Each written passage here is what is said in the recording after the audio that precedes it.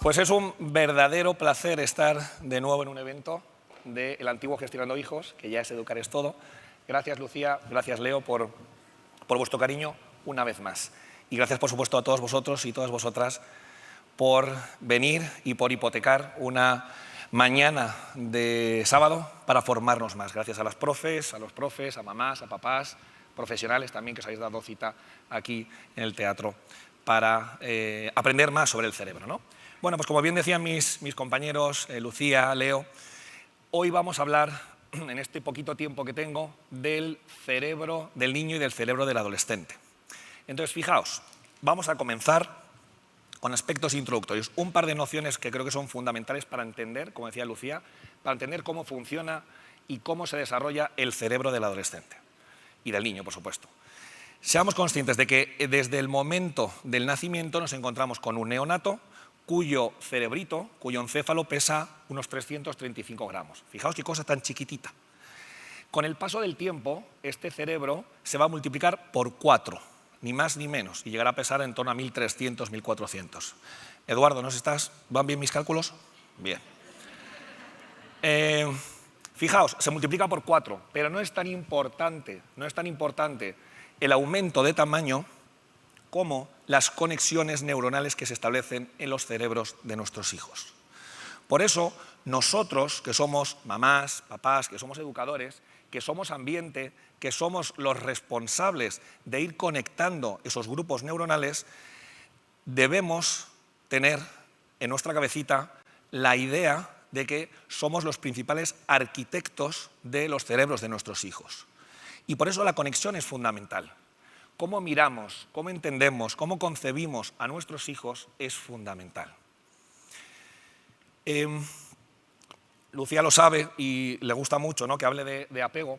Y cuando hablamos de apego hay 3 variables, hay 3 estructuras, hay 3 pilares que son fundamentales para desarrollar un apego seguro. En primer lugar hablamos de la mirada. En segundo lugar hablamos de la voz. Y en tercer lugar hablamos del tacto. Esos 3 elementos, mirada, voz y tacto, son fundamentales a la hora de realizar un apego seguro. Bien, una vez dicho esto, vamos a ir viendo cómo se desarrolla el cerebro de un chiquitín. Claro, no solamente hablamos de que el cerebro se desarrolla a partir del nacimiento, es que el periodo prenatal, como bien sabéis, tiene mucho que decir. Ocurren muchas cosas durante esos 9 meses y que es fundamental que seamos conscientes de que la estimulación de cómo está la mamá, de cómo está el entorno, va a afectar a ese crecimiento y a ese desarrollo cerebral. Entonces, lo que voy a hacer ahora, en formato zip, en formato comprimido, es tratar de explicar cómo se desarrolla este cerebro. Para ello, voy a contar con esos 4 personajes que los tenéis por aquí, en las estanterías, los tienen por ahí Lucía y Leo, ¿no?, que son los 4 personajes, que son los 4 protagonistas de Los 4 cerebros de Arantxa, un cuento que escribí hace unos meses. Entonces, lo que voy a hacer es comentar, desarrollar con 2 ideas esenciales cada uno de estos 4 cerebros que voy a describir. El primer cerebro de todos es el cerebro rojo.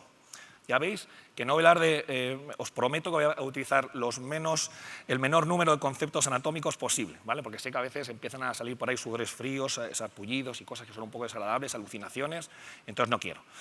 El primer cerebro es el cerebro rojo. El cerebro rojo es el cerebro de la supervivencia. Lo único que le interesa a Coco, lo único que le interesa al cerebro rojo es sobrevivir. Y para sobrevivir necesitamos estar alimentados, estar hidratados, estar descansados, una temperatura estable y, en definitiva, que seamos protegidos. Por lo tanto, el cerebro rojo se encarga, en esencia, principalmente de las necesidades fisiológicas. Claro, y es que el periodo prenatal tiene mucho que decir en todo esto. Es que ya en el momento del nacimiento tenemos varias estructuras que se corresponden con el cerebro rojo que ya están activas, y están activas desde antes de nacer, porque, como bien dice Boris Cyrulnik, venimos a este mundo antes de nacer. A los 3 meses de gestación ya nos encontramos con que las estructuras de la supervivencia, el tronco encefálico, ya he dicho una, que permite el latido cardíaco, que permite el desarrollo del cerebro, que permite la circulación sanguínea, para hablar de aspectos muy básicos, ya está preparado. Con lo cual, imaginaos, en el momento del parto ya lleva unas cuantas semanas, unos cuantos meses en activo. El segundo cerebro tiene que ver con el cerebro verde. El cerebro verde se sitúa anatómicamente justo encima del cerebro rojo. ¿Qué nos encontramos en el cerebro verde? En el cerebro verde nos encontramos con los centros cerebrales del procesamiento emocional.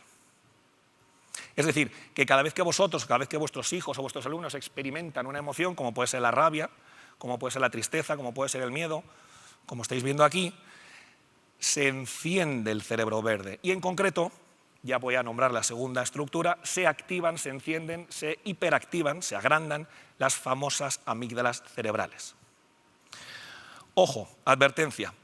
Las amígdalas cerebrales de las que estamos hablando son el centro de procesamiento emocional, pero no son aquellas que nos han quitado cuando éramos pequeños, ¿vale? Como bien dice mi buen amigo Alberto Soler, una cosa son las amígdalas de arriba y otra cosa son las amígdalas de abajo.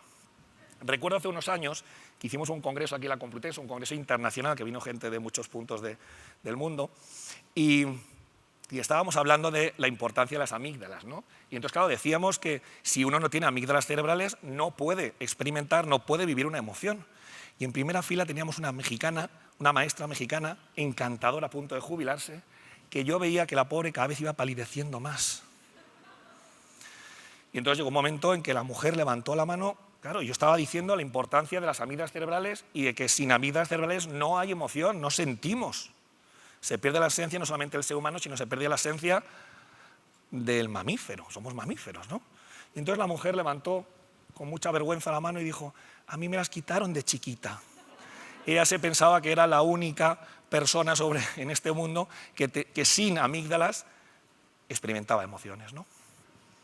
Bueno, pues aquí tenemos el triángulo, ¿no? El triángulo dramático: miedo, rabia y tristeza. Y cada vez que experimentamos estas emociones, que por cierto no son emociones negativas, son emociones de defensa, se hiperactivan las amígdalas cerebrales. Pero ojo, porque no solamente hay emociones de defensa, no solamente hay emociones desagradables, es que también tenemos emociones agradables.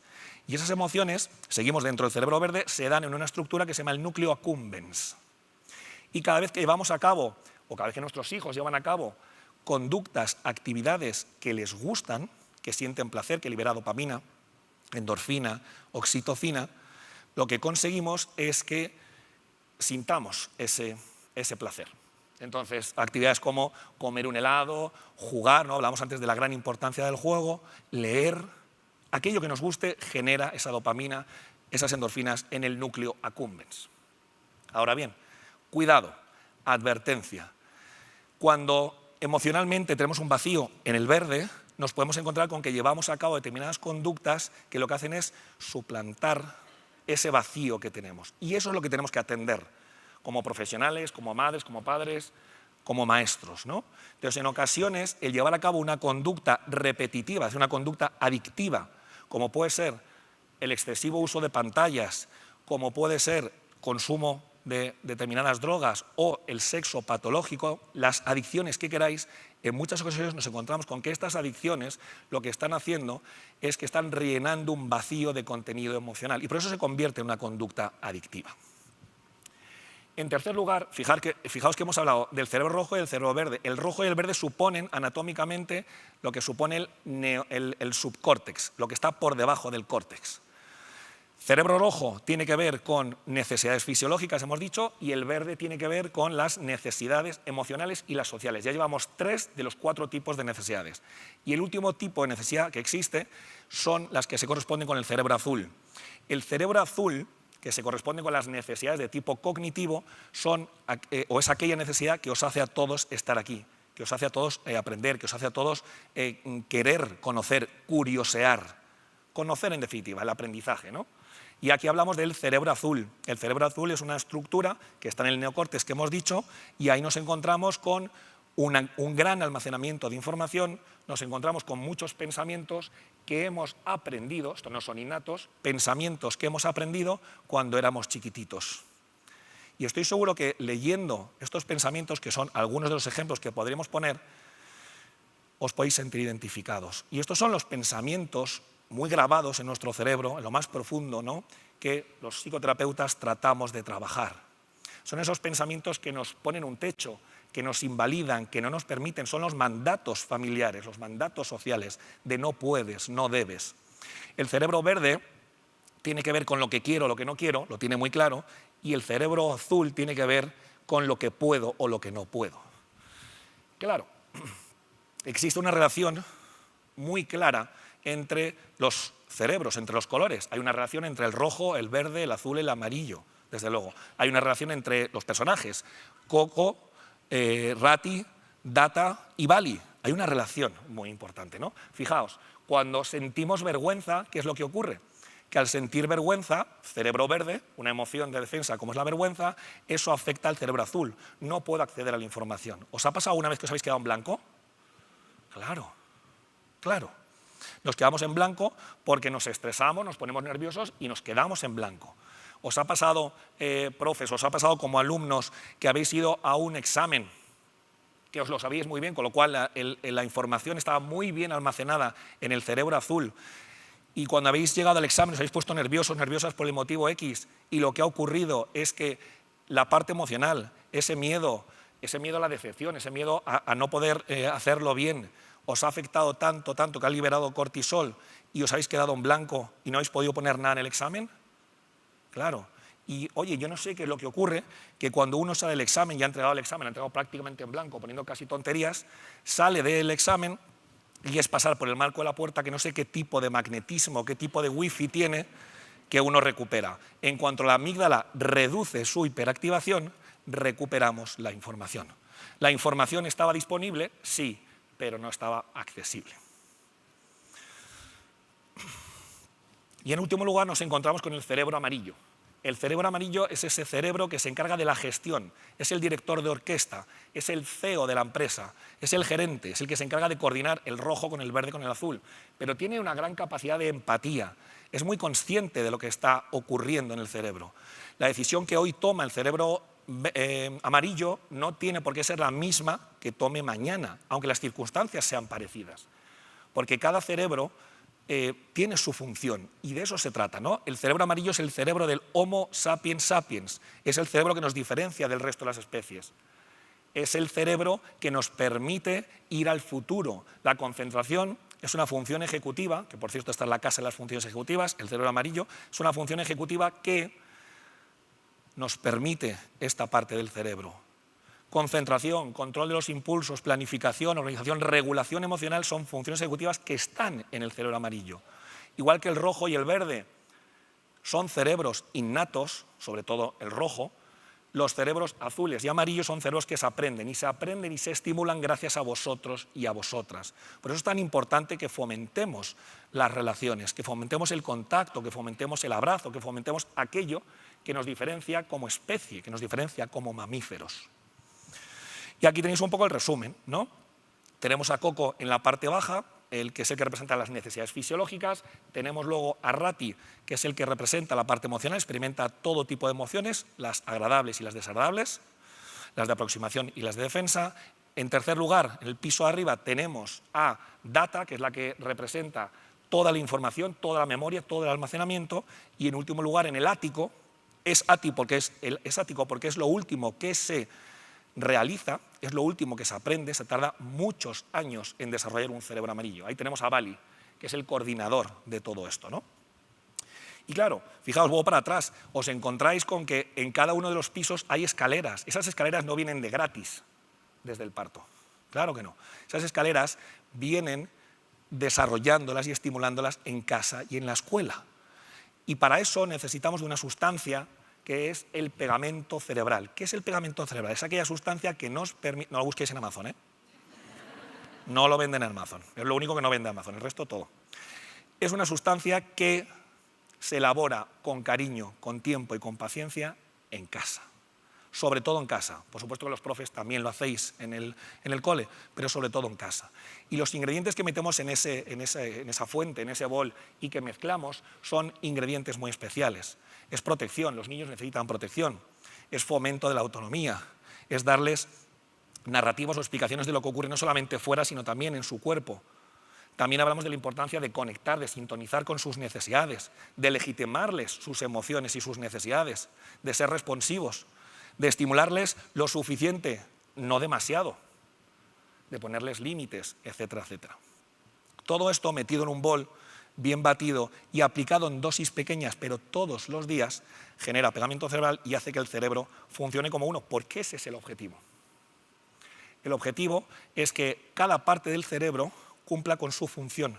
Igual que en el cuerpo, cada parte del cuerpo tiene su función, pero necesitamos la suma, no es solo la suma de las partes, sino una función coordinada. Lo mismo pasa en el cerebro, que cada uno cumpla con su función. Que Coco toque la batería, que es lo que sabe hacer. Que Rati toque el violín, que es lo que sabe hacer. Y Data, que toque la guitarra española, que es lo que sabe hacer. Y todo eso tiene que ser coordinado por el ejecutivo, la corteza prefrontal, el cerebro amarillo. Que una niña pequeña esté enrabietada, esté triste, experimente una emoción que le secuestra la amígdala, a mí no me preocupa lo más mínimo. Al contrario, me parece que es lo más normal. Lo que sí que me preocupa es que los responsables de esa niña, mamá y papá, o los profesores, el adulto responsable, esté tan desregulado como esté la niña. Mal asunto. Lo que necesitamos es que mamá y papá partan del Bali para poder calmar la Rati de la niña. Claro, porque es que nuestra calma es su calma. No podemos regular las emociones de nuestros hijos si nosotros no estamos suficientemente regulados. Bueno, hemos hablado de un desarrollo normal y de un desarrollo del niño. Lucía, toma apuntes, porque ahora viene el cerebro adolescente. Vamos a hablar de 2 o 3 ideas concretas del cerebro adolescente. Fijaos, nuestros adolescentes se quejan de muchas cosas, pero una de ellas es que no me entiendes, es que no me comprendes, es que no sabes lo que te quiero decir. Y tienen toda razón del mundo. ¿Sabéis por qué? Porque las mamás, los papás de chavales adolescentes, los profesores, no comprendemos cómo es el cerebro adolescente. No entendemos lo que está pasando ahí. Yo soy un partidario y un fan número 1 de entender cómo es el cerebro de nuestros hijos, niños y adolescentes para poder comprenderles mejor. Como bien dice mi queridísima amiga Marian Rojas Estapé, conocer es aliviar. Y si conozco cómo funciona el cerebro de mi hijo, voy a poder realizar mejores atribuciones, voy a poder comprender lo que está haciendo o lo que hizo y voy a poder establecer mejores objetivos y mejores expectativas, más adaptadas a sus necesidades de etapa. Lo que ocurre en la etapa adolescente, queridas mamis, queridos papis, queridos profes, es que se está actualizando el sistema. Lo que ocurre es que el cerebro ya no es de niño, pero tampoco aún es de adulto. Lo que está ocurriendo es lo mismo que cuando nos llega una notificación al móvil que dice actualización presente, actualización pendiente, y le damos a aceptar. En ese momento todas las opciones, todas las aplicaciones desaparecen. No puedo llamar, no puedo mandar un WhatsApp porque el teléfono se está actualizando. Esa es la mala noticia, que mientras se está actualizando el teléfono no se puede usar. La buena noticia es que cuando acaba la actualización nos encontramos con que el cerebro es mucho más potente, es mucho mejor y está más adaptado. Esto mismo es lo que le pasa al cerebro de nuestros hijos adolescentes, que se está actualizando. Por eso decimos, es que los adolescentes son muy impulsivos y son muy emocionales. No es cierto. No es que sean, es que se comportan. ¿Y por qué se comportan de manera más emocional y más impulsiva? Porque la parte del cerebro que se encarga de la gestión, la parte del cerebro que se encarga de ser consecuente y de ser consciente de lo que hago, de lo que no hago y de lo que digo, es la corteza frontal, que es sobre todo la parte del cerebro que se está actualizando. Se actualiza todo el cerebro, pero sobre todo la corteza frontal, el cerebro amarillo. Por lo tanto, es como si extirpáramos el cerebro amarillo de nuestros adolescentes, y por eso decimos que son muy impulsivos, que no atienden a razones, que son muy emocionales, que no hay quien hable con ellos y que no hay quien les entienda. Su cerebro se está actualizando. Hay muchas necesidades que están activas desde el nacimiento hasta el momento en que morimos. Ahora, las 3 que podríamos destacar, que son las principales en el periodo adolescente, serían estas 3 que estáis viendo. Fundamental para el adolescente ser visto, sobre todo ser visto por sus iguales. Pasamos de una relación vertical a una relación horizontal, donde es mucho más importante la relación que tengo con mis amigos que la relación que tengo con papá y con mamá, aunque papá y mamá deben estar cerca, deben estar disponibles para los hijos, desde luego. Yo siempre digo que en la etapa adolescente, mamá y papá debemos aprender a no estar en primera plana para aprender a ver los toros desde la barrera, pero hay que estar ahí. Primera necesidad, ser visto. La segunda necesidad, pertenencia, y deben pertenecer y necesitan pertenecer en esta etapa adolescente sobre todo al grupo de iguales. Por supuesto que a la familia también, pero donde cobra mucha importancia los iguales, los amigos. Y en tercer y último lugar, la autonomía. Claro que la autonomía ya está activa desde los primeros meses de vida, sin lugar a dudas, sin lugar a dudas. Pero la autonomía alcanza su máximo grado de desarrollo en el momento de la etapa adolescente. Se produce un proceso de poda neuronal, que esto lo comentaba antes Lucía. ¿Qué es la poda neuronal? Es un proceso en el cual cortamos, eliminamos aquellas neuronas o aquellos grupos neuronales o aquellas conexiones que no están siendo utilizadas o que son defectuosas. El cerebro tiene una ley de hierro que es úsalo o tíralo. Use it or lose it. O lo usas o lo vas a perder. Lo va a enviar a la papelera de reciclaje. Y entonces se produce ese proceso de poda neuronal. Aquello que no se utiliza se elimina. Ahora os diré una cosa. El proceso de poda neuronal, este proceso que realiza un jardinero metafórico en el cerebro de nuestros hijos, se lleva a cabo durante la noche. El jardinero tiene turno de noche. Igual que Pocholo, pues el jardinero también tiene turno de noche. Por lo tanto, aquí es tan importante, hablamos antes del bumping, ¿no? Qué importante es que nuestros hijos descansen las horas necesarias y descansen bien. Fundamental, ¿no? Y siento deciros, mamis, papis de hijos adolescentes, que vuestros hijos no os escuchan tanto a vosotros como a sus amigos. Es ley de vida, es normal, nos ha pasado también a nosotros. Yo empatizo muchísimo con los adolescentes, muchísimo. Esto a mí también me pasa con mi mujer. Claro, porque fijaos, nosotros tenemos un trastero que está la mar de desorganizado. ¿Os pasa a vosotros?